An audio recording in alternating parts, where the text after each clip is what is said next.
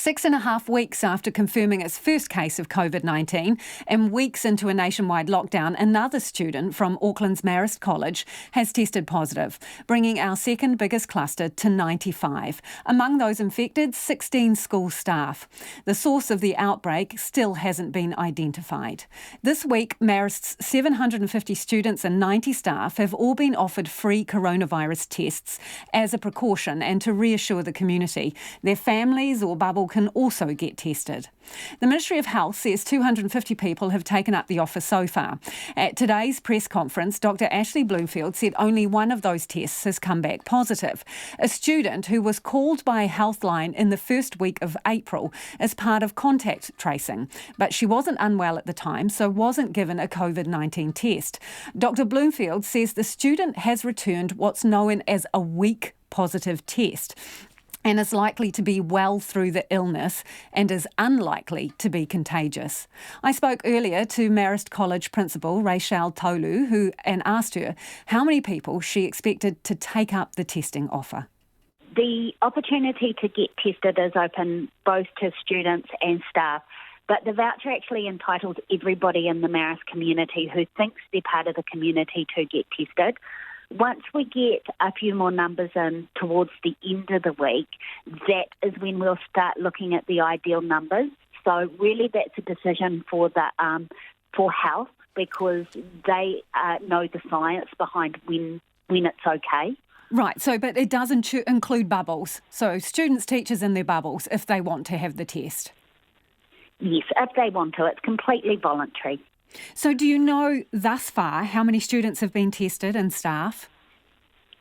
So every morning I get an update, and as of this morning it was 250, and I know I have actually received an email to say that number is a lot larger from this afternoon, and I'll get another update on that tomorrow morning. Have you had another test? Have you been retested? Yes, I have. When did you do that? And I'm negative. Yeah, I got mine on Monday and I got my result this morning. Are there any more? It's very quick. Are there any more positives that you are aware of? No, there are none that I'm aware of. I mean, you must need pretty much everyone in your immediate school community to be retested. Otherwise, if you have some bunches of students or staff who don't, doesn't that leave you wondering if it's safe to open the school again? Like I said, I'm not an expert.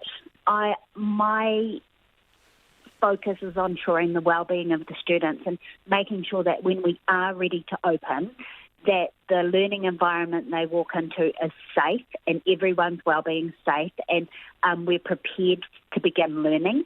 I am taking the advice of the experts, which are the doctors that we're working with, to make sure that we have the right information, and we will not open the school until we have that information.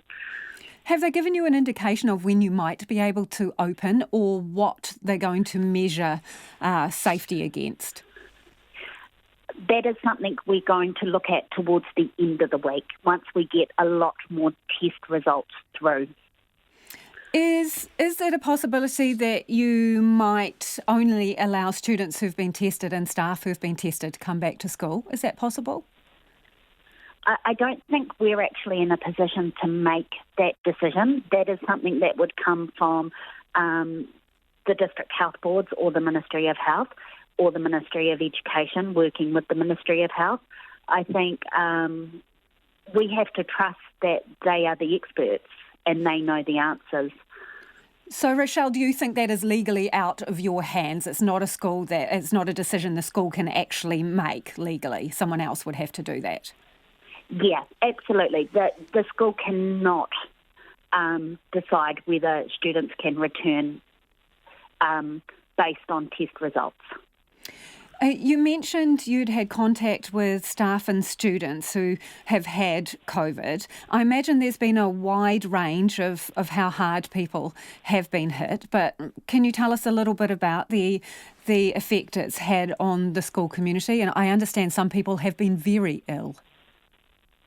Yes, we've had a few that were quite ill and some that have had very mild symptoms. What I do know is what people can't see is how much support all of our families have had And it's been from phone calls to families providing meals for each other, to school providing meals, and just really constant communication between the school and those that have sick to ensure that they're okay and that their families are okay in this time. I have to ask, given that you've had, I think it's 2 cases recently, so you've had the one that tested positive and was revealed publicly today, and there was one last week. Are you convinced that your school community's been following the rules during the lockdown? I'm 100% convinced. I know the person last week that was added and confirmed as a case, and absolutely they'd stuck to the rules of their bubble. There were some issues early on, though, was there not, regarding students mixing with other students when they shouldn't have? Yeah, although that was very minimal, and I think that was like all of New Zealand. Everyone was just adjusting to the new normal, and I think once people actually understood the criteria around level 4, everything settled down and people did what they were meant to do. How many do you know have been hospitalised from your school community? I actually don't have that information. That's information that sits with the district health. But are you aware of hospitalisations from within your school community of people who tested positive? People that did test positive had the opportunity to tell me, and I do know that there were some that went to hospital, but actually their well-being is my number one priority, and that's just information we keep between us and the school as part of our school community. So do you know where you got it, how you picked it up? No, and that's the reality. We did have a teacher right at the beginning confirmed as our positive case. However, we're not sure how it entered the school. And you specifically don't know which person you picked it up from? No. There were some suggestions that it could have been contact in the staff room. What can you tell us about that? Absolutely, it could have been contact in the staff room, just like it could have been contact in the classroom or it could have been contact in the supermarket. We actually just don't know. And overall, how the infection entered the school, full stop, what clues do you have about that yet?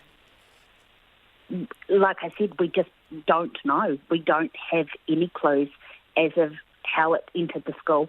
Like you, we know who our first person was, but other than that, we don't have any other information. And so no teacher came back from overseas or had travelled overseas recently?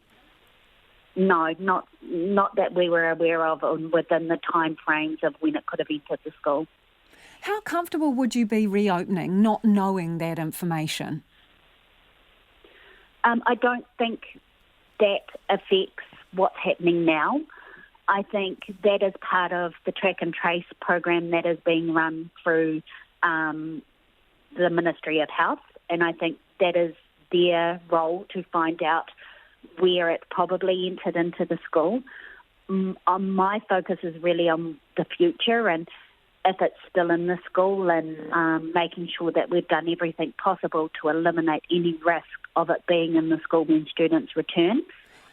In terms of the school itself, the physical school, you've had that cleaned, I understand? Yes, we have. We actually got it forensically cleaned. We just wanted to make sure that we'd done everything in our power to make sure that the school environment was safe.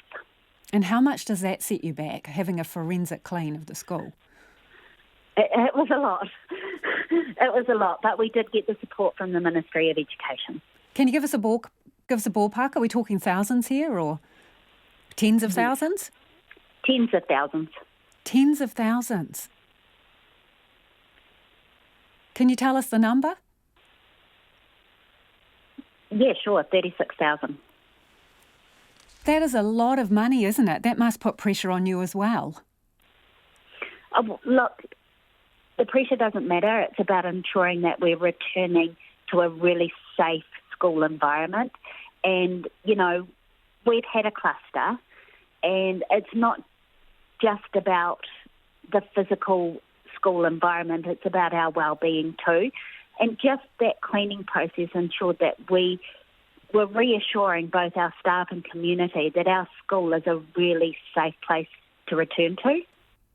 And that's Marist College Principal Rachel Tolu.